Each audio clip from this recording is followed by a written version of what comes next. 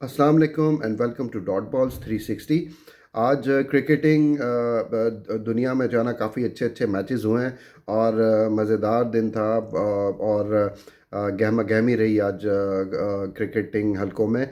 काफ़ी सारी खबरें हैं जो आपको देनी है, कुछ एनालिसिस है, कुछ मैचेस के ऊपर, कुछ पाकिस्तान की क्रिकेट से रिलेटेड कुछ खबरें हैं। अजीब अजीब सी खबरें आनी शुरू हो गई हैं। तो बाबर आजम से रिलेटेड भी कुछ खबर है, तो वो मैं आपको बताऊंगा। लेकिन स्टार्ट करते हैं सबसे पहले आईसीसी के अंडर 19 वर्ल्ड कप से, जो कि आज पहला सेमीफाइनल हुआ और इंडिया और साउथ अफ्रीका के दरमियान।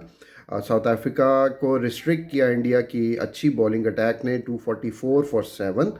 और एक वक्त था कि साउथ अफ्रीकन जो है वो लाइक 14-15 ओवर्स में 80 ऑड फॉर 2 थे। और स्कोर हेल्दी उनका चल रहा था, लेकिन इंडियन स्पिनर्स ने आके उनके जो है स्कोरिंग रन रेट को ब्रेक किया।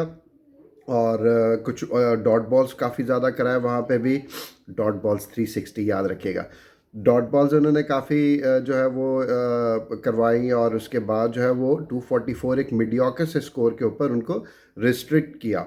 साउथ अफ्रीका की तरफ से जो एक दो जो काबिले गौर काबिले ज़िक्र जो इनिंग्स थी बैटिंग में, वो उनके ओपनर थे प्रिटोरियस। उन्होंने 76 रन स्कोर किए और 74 की स्ट्राइक रेट के साथ 102 बॉलें उन्होंने खेली। 6 चौके और 3 छक्के उन्होंने लगाए।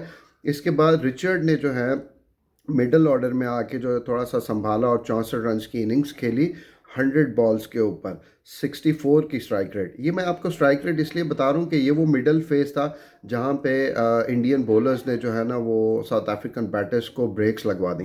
तो यहाँ पे जो है ना वो इन्होंने मैच पे अपना होल्ड कायम किया इंडियन बॉलर्स ने। तो यही जो छोटे छोटे पॉइंट्स होते हैं ना, ये आपके मैच को डिटर्मिन करते हैं कि आप किस तरफ जो है वो जाना चाह रहे हैं। या तो आप लूजिंग एंड पे जाना चाह रहे हैं या आप मैच को क्लोज करना चाह रहे हैं विनिंग उस पे। तो ये छोटे छोटे से मोमेंट्स आपको कैच करने पड़ते हैं। इंडियन बॉलिंग में अगर देखें तो सब ने मतलब लाइक शेयर्ड जो है वो विकेटें लिए हैं। 3 आउट किए राज लिम्बानी ने। उसके बाद एक जो है तिवारी ने आउट किया। 2 विकेट जो है मुशीर खान ने। मुशीर खान का बड़ा आजकल चर्चा हुआ है, बड़े अच्छे बैट्समैन हैं और टॉप स्कोरर भी अंडर 19 वर्ल्ड कप में रहे हैं इस टाइम इनफैक्ट। तो मुशीर खान जो है वो सरफराज खान जो इंडियन टेस्ट टीम में आजकल कैंप में हैं उनके साथ, तो उनके भाई हैं ये। तो मुशीर खान ने जो है 2 आउट किए। तो 244 रन जो है वो इनके बने। अच्छा, अब इसमें फिर इंडिया की जब बैटिंग शुरू हुई तो आप देखें कि इनके फर्स्ट जो है वो 32 रन पे 4 आउट हो चुके थे, 32 फॉर 4। और यहाँ से आपको बिल्कुल मतलब लाइक एक कोई कह नहीं सकता कि यार यहाँ से भी इंडिया कैसे जीतेगा।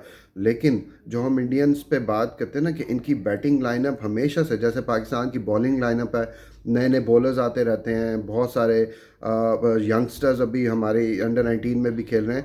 तो इंडिया जो है वो एक सरजमीन ऐसी है कि जहाँ से बैटर्स बेहतरीन निकलते हैं। ये उनका खासा है, फास्ट बॉलिंग हमारा खासा है। सो उन्होंने जो है वो 32 पे 4 से वहाँ से उन्होंने वो रन्स चेस किए और 2 विकेटों से जो है वो मैच जीता। इसमें जो सबसे इम्पोर्टेंट 2 इनिंग्स रही हैं, एक तो जो आपके कैप्टन थे इंडियन उदय सहारन, उन्होंने 81 रन की इनिंग्स खेली, रन आउट हो गए अनफॉर्चुनेटली। और उसके बाद सचिन दास, इन्होंने 96 रन की इनिंग्स खेली 95 बॉलों के ऊपर। अब आप इनका स्ट्राइक रेट देखें, 101.05। इन्होंने 11 चौके और 1 छक्का लगाया। अब ये जो सचिन दास की इनिंग्स है, 100 की स्ट्राइक रेट है। और ऐसी मोमेंट पे जब 32 पे 4 आउट हैं और आप आके जो है वो 100 से ज़्यादा की स्ट्राइक रेट के ऊपर खेल रहे हैं, तो यार कोई ना कोई तो टैलेंट होगा इस बच्चे के अंदर। और मुझे इंतहा से अफसोस हुआ आज ये सुन के कि मैन ऑफ द मैच जो है वो उदय सहारन को दिया गया, ना कि सचिन दास को। मतलब अगर मैं गलत कह रहा हूँ तो आप मुझे बताएं कि उनकी इनिंग्स जो थी सचिन की वो ज़्यादा बेहतर थी मेरे ख्याल में। अगर आप मेरे से डिफ़र करते हैं या आप कहते हैं कि सही है तो आप मुझे कमेंट्स में ज़रूर बताइएगा।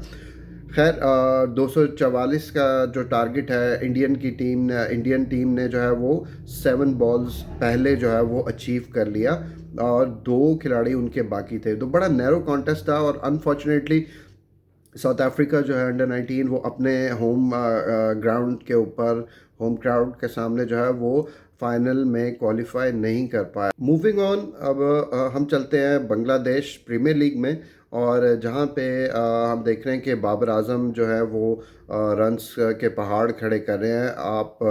मैं आपको उनके स्टार्ट्स बताता हूँ। अभी तक उन्होंने 6 मैच खेले हैं, 251 रन्स उन्होंने स्कोर किए हैं और 62 उनका हाईएस्ट स्कोर है, 50.20 की एवरेज है और 114.61 की स्ट्राइक रेट है।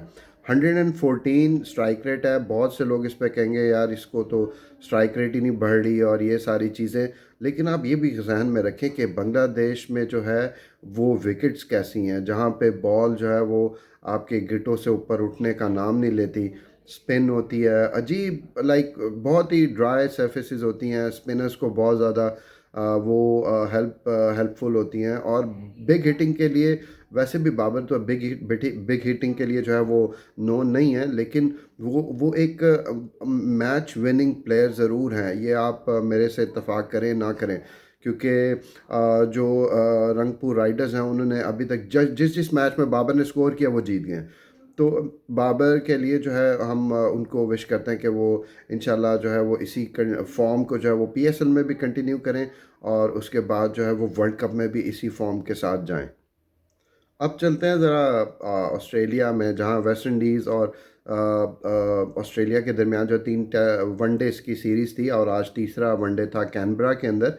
और मुझे उम्मीद थी कि मे बी एक वनडे जीत जाएँ तो 2-1 से शायद सीरीज़ ऑस्ट्रेलिया जीत जाए। लेकिन आखिरी वनडे में तो सत्यानाश ही हो गया वेस्ट इंडीज़ का, और 86 पे जो है वो पूरी की पूरी टीम 86 पे आउट हो गई और 38 फॉर 2 हुए और 86 पे सारे आखिरी 48 रन्स के अंदर 8 आउट हो गए। लाइक अजीब ही है। ये भी समझ से बाहर है कि वेस्ट इंडीज़ जो है वो एक ऐसी परफॉर्मेंस दे देती है कि बंदा कहता है यार इनसे अच्छी कोई क्रिकेट नहीं खेल रहा, लेकिन मोस्ट ऑफ द टाइम्स वो ऐसी परफॉर्मेंस इतनी लो भी चली जाती है कि वो 86 पे आउट हो जाते हैं और सबको हैरान कर देते हैं। तो और अब ये टेस्ट मैच जो है, ये सॉरी ये जो वनडे है, ये ऑस्ट्रेलिया की सरजमीन के ऊपर सबसे शॉर्टेस्ट जो है वो जो ओडीआई है वो रिकॉर्ड किया गया है। 8 विकेटों से ऑस्ट्रेलिया ने जीता और 259 बॉल्स अभी इस मैच में रहती थी। 3 सवा 3 घंटे में जो है इनिंग्स ब्रेक के साथ जो है वो मैच ख़त्म हो गया। 3 सवा 3 घंटे, लाइक T20 का एक वनडे जो है वो T20 के टाइम फ्रेम में जो है वो ख़त्म हो गया। Last but not the least, एक बुरी खबर कह लें या क्या, आपको मतलब इस पे मैं क्या कमेंट करूं। मुझे तो समझ नहीं आती कि हम अपने पाकिस्तान की क्रिकेट को किस तरफ लेके जाना चाह रहे हैं और वो लोग हम मतलब ढूंढ ही नहीं पा रहे कि right man for the right job का जो कॉन्सेप्ट है पाकिस्तान के अंदर वो तो है ही नहीं। मैं बात कर रहा हूँ पीसीबी के चेयरमैन की, जो कि मोहसिन नकवी को जो है वो अभी थोड़ी देर पहले जो है वो अनाउंस किया गया है कि he has been selected as the chairman of PCB for the next 3 years। 37th chairman है पीसीबी के। और बस सिर्फ ये खबर दी है कि जी वो अनअपोज जो है वो जो भी और कैंडिडेट्स थे, एक ही थे आई थिंक सो, तो उन्होंने जनाब वो विड्रॉ कर लिया और उन्होंने कहा जी आप ही ठीक है।